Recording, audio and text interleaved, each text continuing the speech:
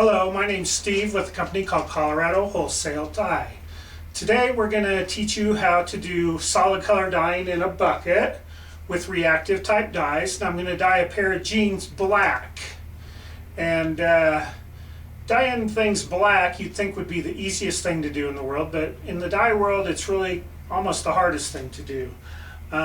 Black dye tends to be a mixture of a red, yellow, and blue dye all mixed together to hopefully on your fabric come out black. And with black dye, in order to get good strong black colors, in general you need to use relatively more dye than you think you would compared to just normal rules of thumb of dyeing. A normal rule of thumb of dyeing for, say, a strong bright color when you're dyeing fabric with a reactive dye is maybe an ounce of dye will do a pound of dry fabric to really strong bright shades.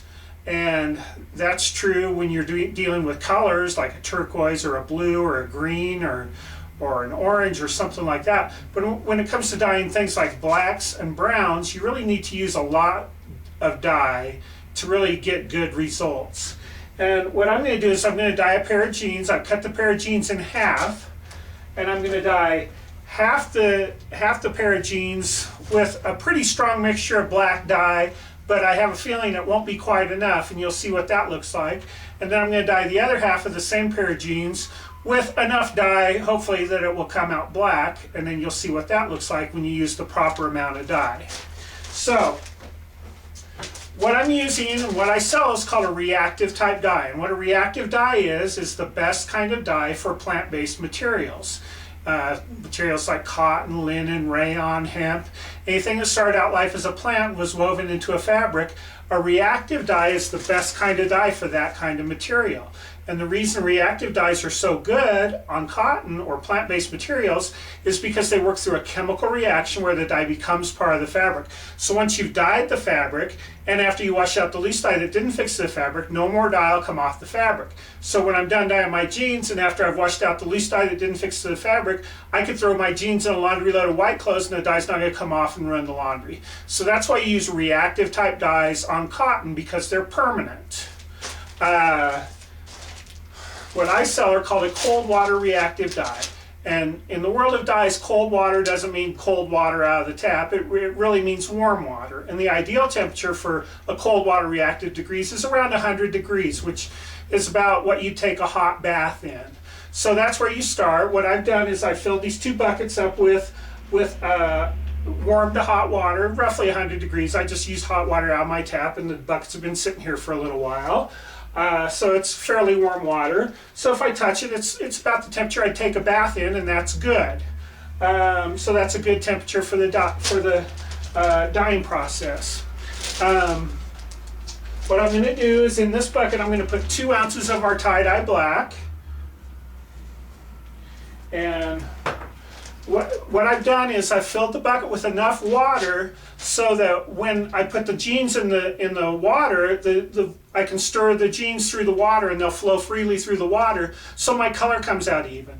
But I haven't put so much water in the bucket that it's going to dilute the dye, because the more water you have, the more dye you'd need to get the same concentration of dye strength. So in this bucket I'm going to put 2 ounces of dye. I've weighed my jean fabric, and each leg weighs about 12 ounces.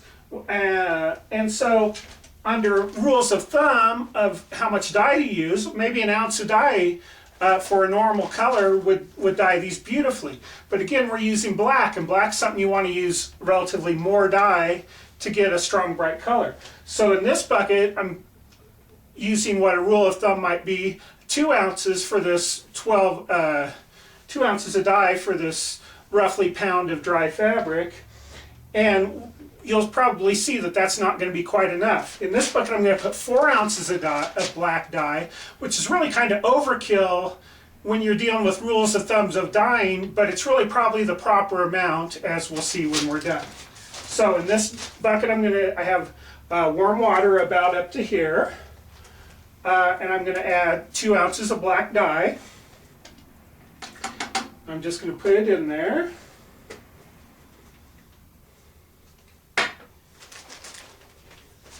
And stir it up.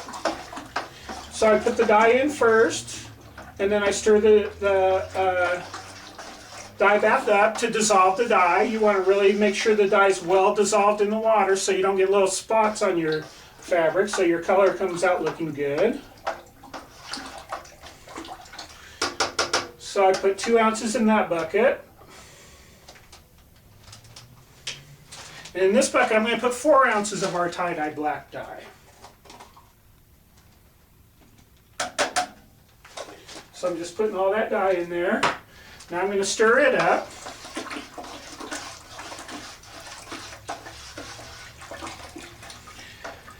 Now a couple things before I start. I prepped my space. I put newspapers on the floor so I don't make a mess. You want to use common sense when you're working with dyes. Dyes are messy things. You want to protect your workspaces. You want to protect your hands. Most people, you should wear gloves when you dye stuff. I guess I'm used to working with dyes without gloves, so I'll probably put some on when I have to put my hands maybe down in the dye. Some people are allergic to dye powders. Powders of any kind, when you're using them, you don't want to breathe in. So when you're working with dye powders, you should wear a dust mist respirator to keep from breathing the powders. Once you mix the dye up with the solution, you're not going to be breathing the dye dust, so it's okay to just work without the mask after you put it in the water. Okay. So now I've made 2 dye baths. I've got them pretty well, the dye pretty well dissolved. I'm going to stop the camera and show you what the dyes look like.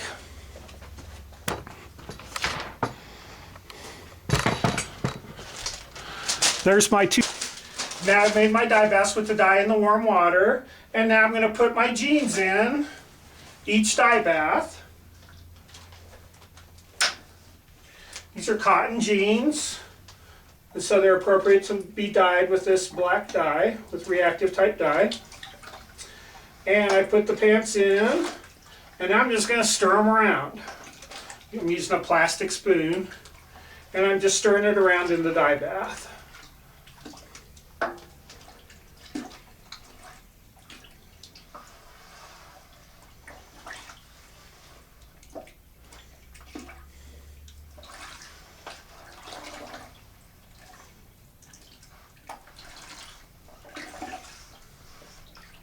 Now again, I have enough water in these buckets so I can fully immerse the jeans in the water and stir them around, and they flow pretty freely through the water, so the color should come out pretty even.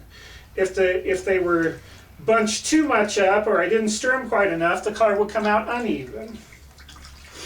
The other thing you have to think about with dyes is dye's not like paint, where dye covers up the color that's there. Dye blends with the color that's there. So if I had these blue jeans and I wanted to dye them yellow or something, they'd come out looking kind of green because the yellow wouldn't cover up the blue, it would blend with the blue, and yellow and blue make green. Now with black, on the jeans, I'm not going to really worry about the blue too much. We're just going to dye them up and have them come out however they come out. So now I'm stirring up the jeans.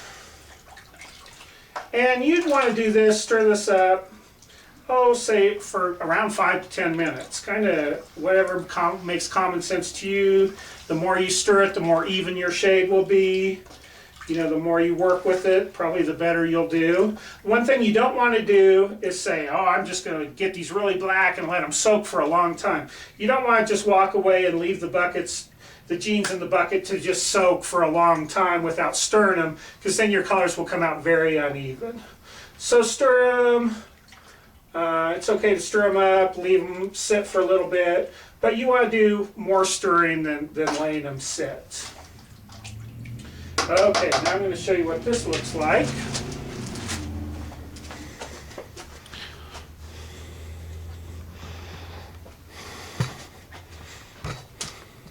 So I have my jeans in the bucket, and I'm dyeing them, and I've stirred them up pretty good.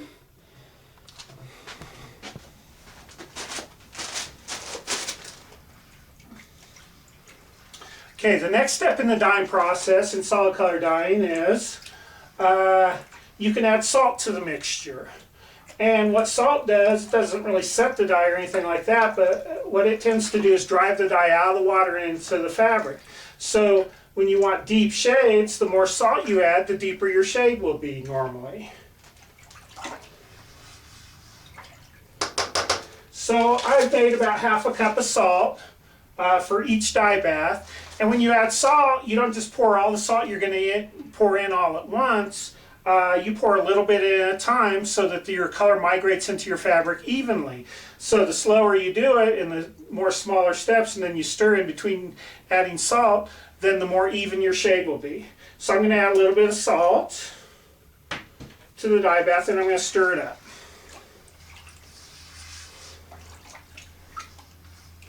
And when you add salt, you can add just regular salt you buy at the grocery store. Doesn't matter if it has iodine in it or not. And under technical kind of dye recipes, for deep shades, you could add up to 100% of the fabric weight in salt to get deep shades. So if you're dyeing a pound of dry fabric, you could add up to, say, about a pound of salt. Now that's quite a bit of salt, so I don't usually add that much, but I'm just going to add some salt here.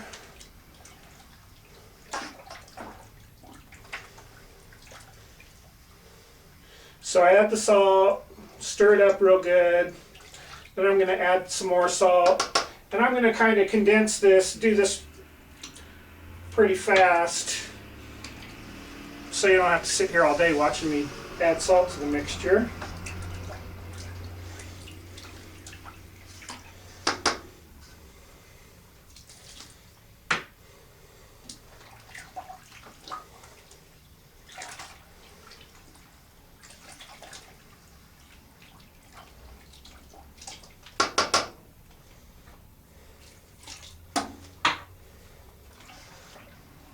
Okay, now I've added salt to the dye baths.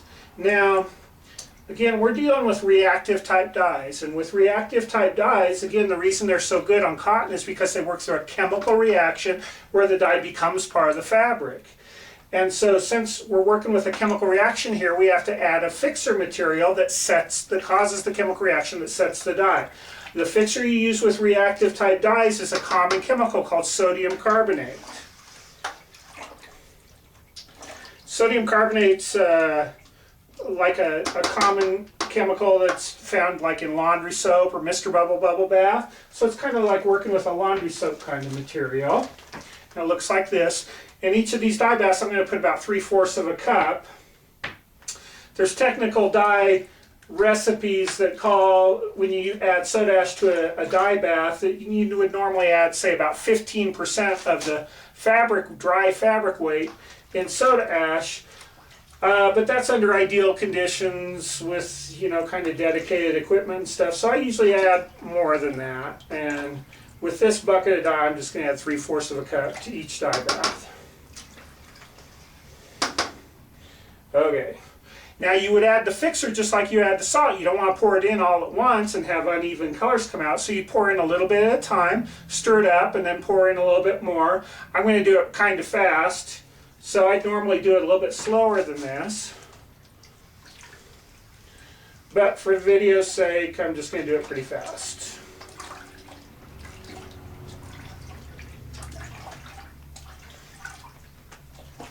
Now again, the sodium carbonate's going to cause a chemical reaction that sets the dye in the fabric.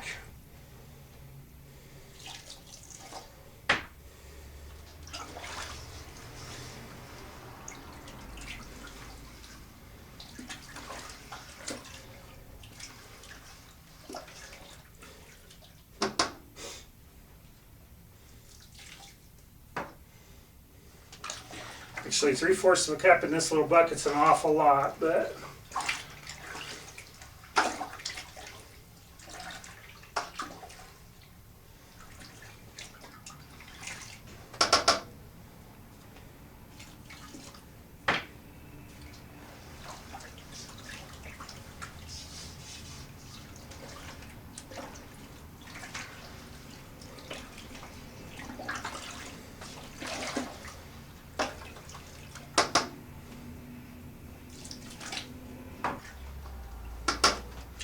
Now if you got dye for me, I'd send you instructions on how to do all this. And in my instructions, doing all these steps where I say, you know, 5 to 10 minutes here,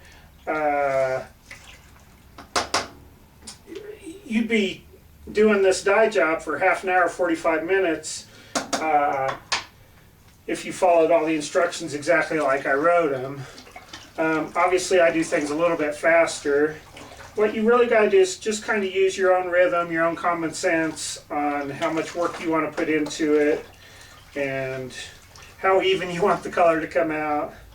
But if you follow the steps, if you do them a little bit faster, kind of like I'm doing in this demonstration, they'll probably work out okay.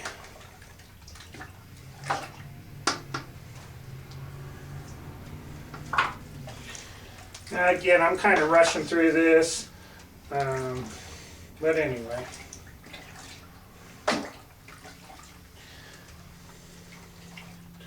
Okay, so now I've added all the dye, the fixer, the salt, and everything to these dye baths, and I've stirred them up quite a bit.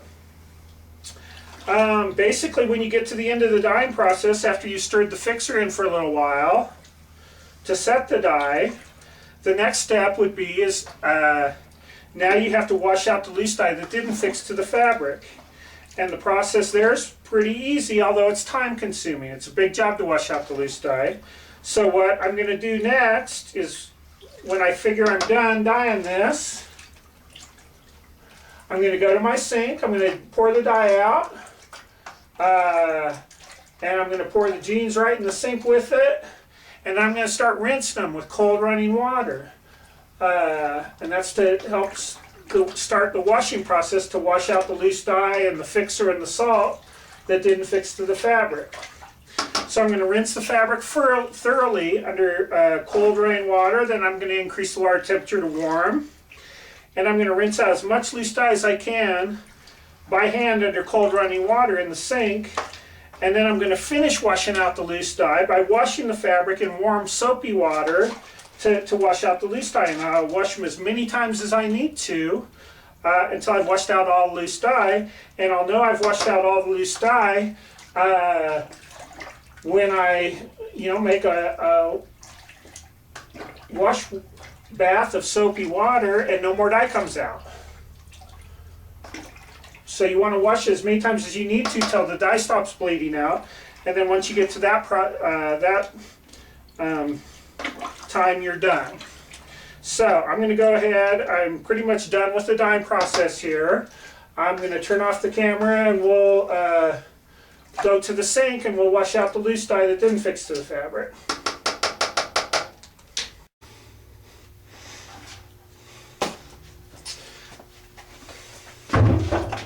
Okay, now I've dyed my jeans black in 2 different strengths and 2 different buckets.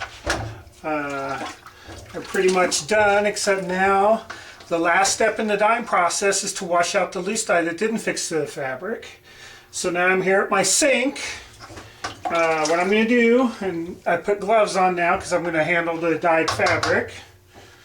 So I'm just going to pour the dye down a drain that's treated by a wastewater treatment plant.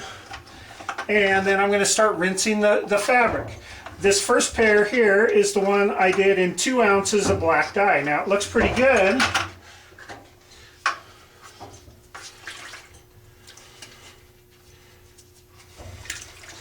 The jeans look nice and black. Looks like it's strong enough, stuff like that. But you can never really tell what color you've dyed something until you're done. So we can't really judge if those look black or not. They look really nice here, but we'll see after I've washed out the loose dye and they're dry what they look like. So I'm just going to pour it out. And I'm just going to start rinsing them.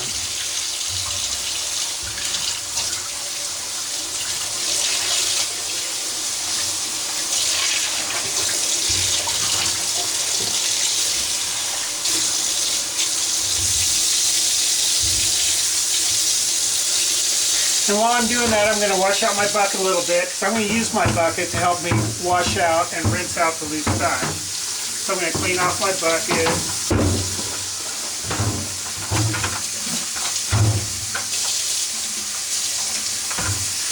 Now, the thing about reactive dyes is it's permanent on cotton or other plant-based materials like linen, rayon, hemp, but it doesn't stick to the threads like polyester or nylon very well. It doesn't stick to polyester at all, and it doesn't really stick to this plastic bucket.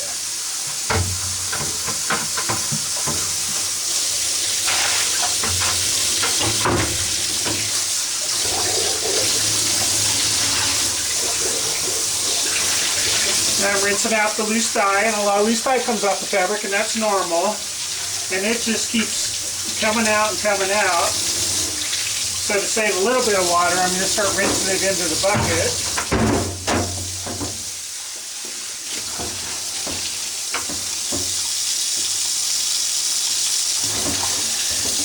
And now I'm using warm water. I started out with cold water. If you were tie-dyeing, you'd really start out with cold water, because cold water will slow down the dyeing process or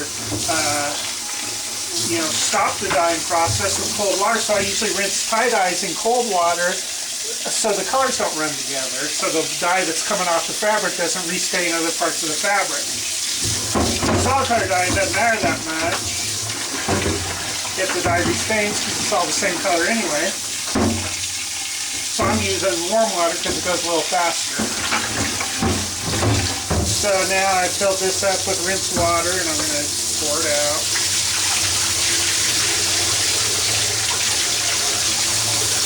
You saw a lot of loose dye coming off the fabric.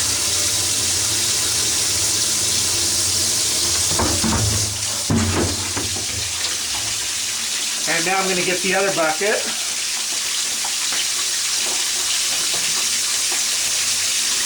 And do the same thing with the 4-ounce thing of dye. It looks pretty much the same as the 2-ounce.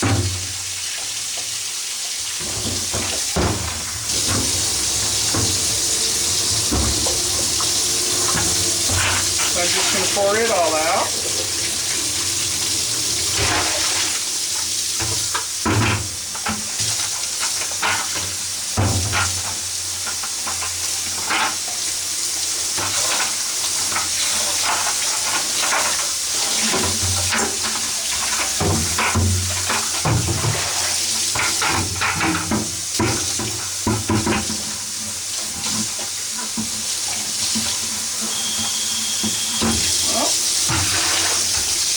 Getting a phone call, I'll be right back.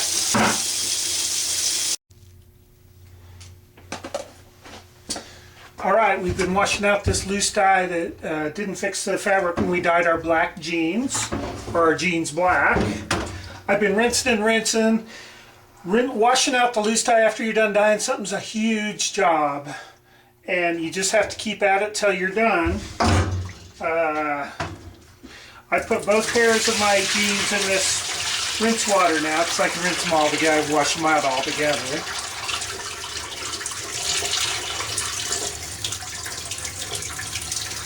Once I've rinsed a lot of the loose dye, or rinsed the fabric really well with plain water, then I start to add soap to help wash out all the loose dye. And the soap we use is a real special surfactant called Synthropol detergent. And it's a special surfactant used in a lot of dyeing situations. You don't have to have Synthropol, we just use it because we have it. If you don't have Synthropol, use regular laundry soap to help you wash out the loose dye. So I'm going to add some Synthropol detergent. And now I'm going to go to kind of warm to hot water to help me wash out all the loose dye.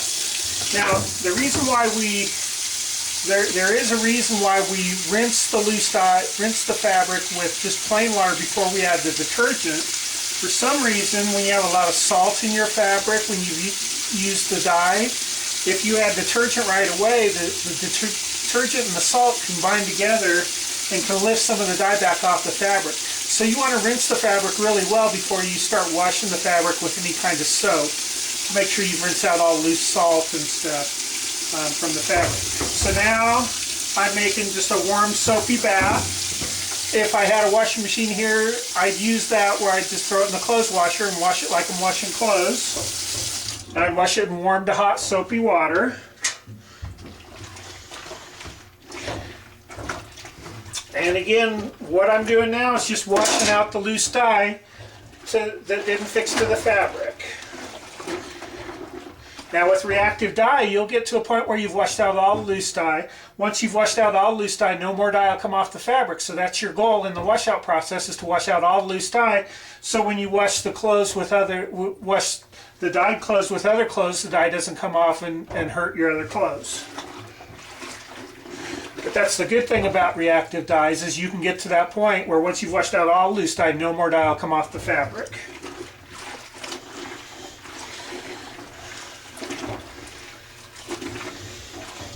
So again, I'm washing this in warm soapy water. Still a lot of loose dye coming off the fabric. So I'm not going to make you sit here and watch me wash out all loose dye. I'm going to wash them a few times, and then at some point I'll get to washing it so the water's coming out pretty clear instead of black. It's still coming out really black. Once I get to that point, if I had a dryer, I'd throw the clothes in the dryer and I'd be done. I don't have a dryer here, so I'm just going to hang them up and dry, and then once they're dry, I've washed out all loose dye and they're dry, I'll show you what they look like, and you can see what the finished product looks like.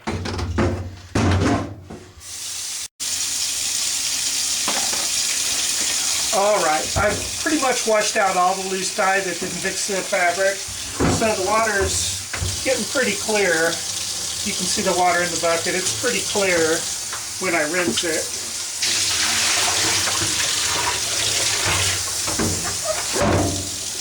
So I just wanted to show you before I dried them what they look like, because they look really awesome when they're wet, but you can't really tell.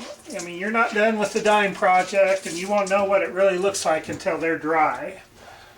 A couple other things to point out. When you're dyeing clothes, reactive dyes only dye the cotton parts. A lot of times the threads that sew fabric together, and as a decorative thing on jeans, are made from polyester. And when you dye the jeans black, the trim threads don't dye at all because they're polyester threads. Now I can't even tell really which of these pairs of jeans I use the 2 ounces of black on or the 4 ounces now while they're wet. But we'll see what they look like when they're dry. You really can't tell how things look when they're wet, when they're dyed, because they always look really good. So next time I come on, they'll be dry. Okay, well here's the end result of the solid black dyeing in a bucket. There's the 2 pieces of fabric. As you can see, the threads that sewed the fabric together are polyester, and so they didn't dye at all. They stayed purely whatever color they started with.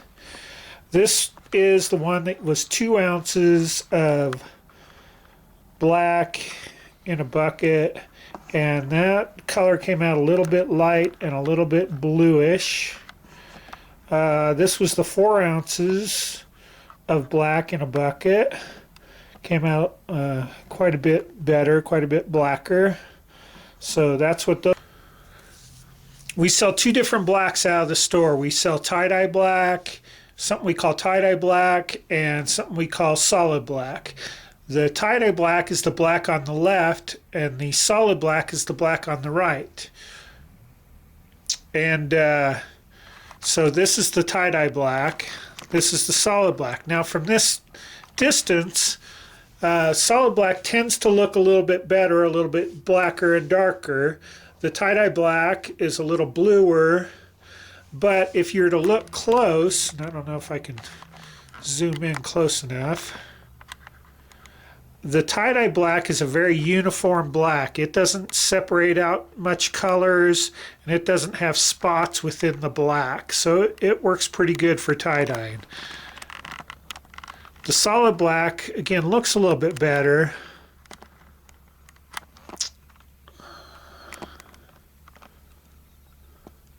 But what happens in the solid black is you can see it can get some spots in it. It can get some little red spots and some uneven tones. So generally when you order black, we sell you the tie-dye black and not the solid black.